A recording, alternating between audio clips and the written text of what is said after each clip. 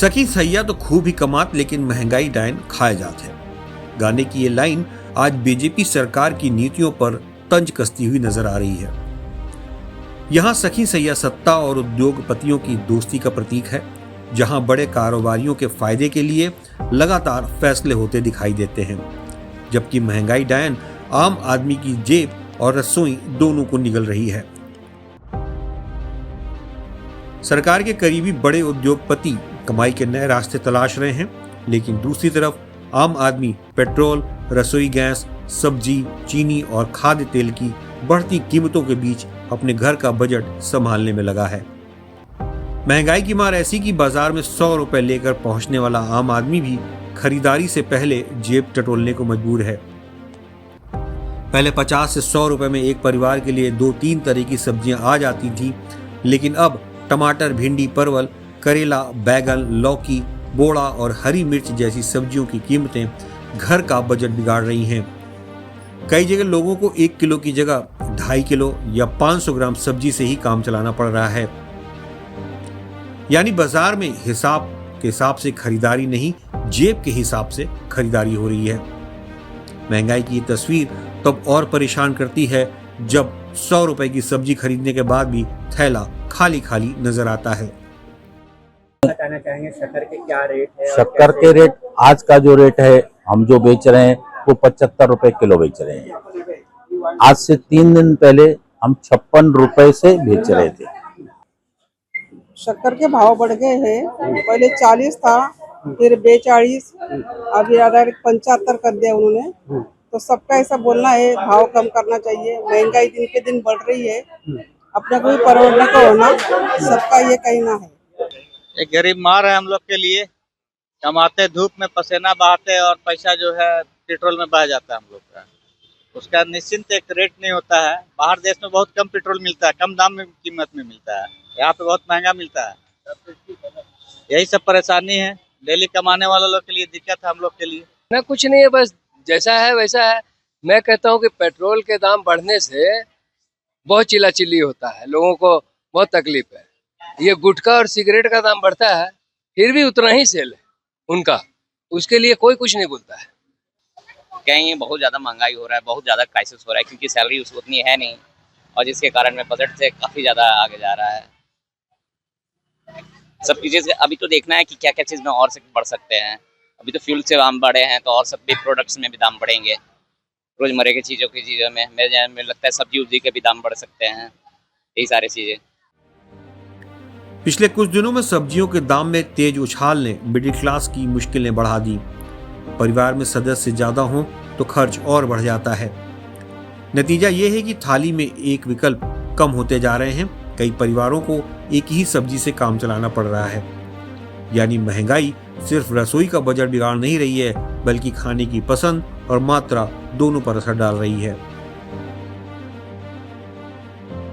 और बात सिर्फ सब्जियों तक सीमित नहीं है। चीनी की कीमतों में भी तेज बढ़ोतरी ने घरों के साथ मिठाई कारोबार और छोटे दुकानदारों की चिंता बढ़ा दी है।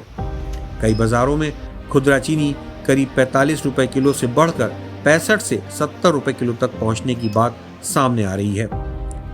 त्योहारों और मौसम शुरू होते ही इसका असर मिठाई, चाय और रोजमर्रा की जरूरतों पर पड़ना तय माना जा रहा है। देखिए, सरकार अपने यहाँ के उपभोक्ताओं की आवश्यकताओं को समझती है।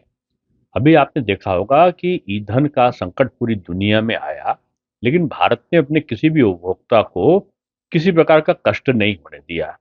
उसका कारण यह है कि विकल्प की तलाश किया। और जो चीनी के दाम बढ़े हैं, कहते हैं, इससे कोई इनकार थोड़ी करता है, लेकिन इसमें तथ्य देखने चाहिए। जो चीनी का उत्पादन है वो 343 लाख टन से घटकर 306 टन आया, यानी कुछ कम हुआ। उसका कारण क्या था?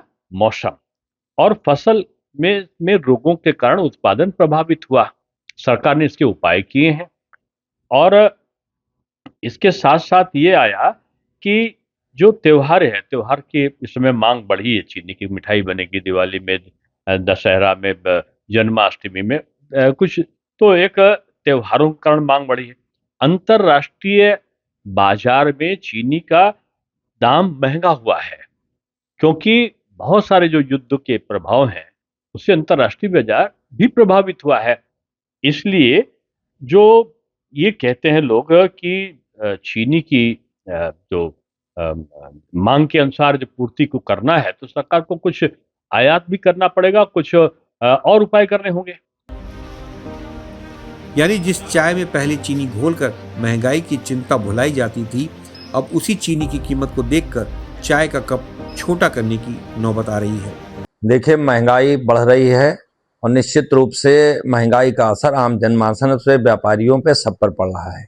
कुछ समय पहले अभी पेट्रोल डीजल का रेट बढ़ा।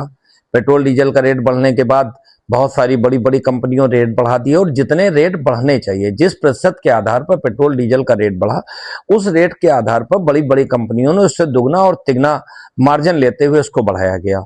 साथ ही अगर हम चीनी की बात करें, सब्जियों की बात करें, तो 40 रुपए की चीनी जब 65 और 70 रुपए में होगी तो निश्चित रूप से कहते हैं ना, मिठाई में वो कीड़े पड़ जाना। अगर बात करें मिठाई में कड़वाहट सी आ गई है तो सरकार को बड़े कदम उठाने पड़ेंगे। ये मुझे लगता है कि बहुत सारे बिचौलिए ऐसे हैं, बहुत सी कंपनी से जुड़े लोग हैं और कुछ ऐसे अधिकारी हैं जो सरकार के सिस्टम को फेल कराने का प्रयास कर रहे हैं। सरकार को मजबूती से उन पर कार्रवाई करनी होगी। महंगाई की बात करें और भ्रष्टाचार की बात करें तो 2014 का इलेक्शन जो कांग्रेस की सरकार गई, महंगाई और भ्रष्टाचार पे गई। 2027 आने वाला है, सरकार को मजबूती से इस पर काम करना पड़ेगा। महंगाई एक अहम मुद्दा है, भ्रष्टाचार भी अहम मुद्दा है और महंगाई पर नियंत्रण करना सरकार की जिम्मेदारी है।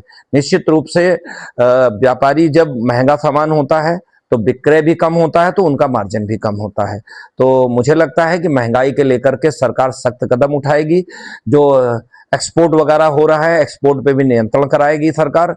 और कहां पर दिक्कत आ रही है, किस तरीके से बिचौलिया, किस तरीके से कंपनियां उसको स्टॉक कर रही हैं और स्टॉक होल्ड करके नुकसान कर रहे हैं। गन्ने की फसलों में बहुत सारी, मैं पश्चिमी उत्तर प्रदेश भी जाता रहता हूं तो पता चल रहा है कि बहुत सारी कंपनियां, बहुत सारी फैक्ट्रियां जो हैं वो गन्ने वगैरह का होल्ड कर रही हैं।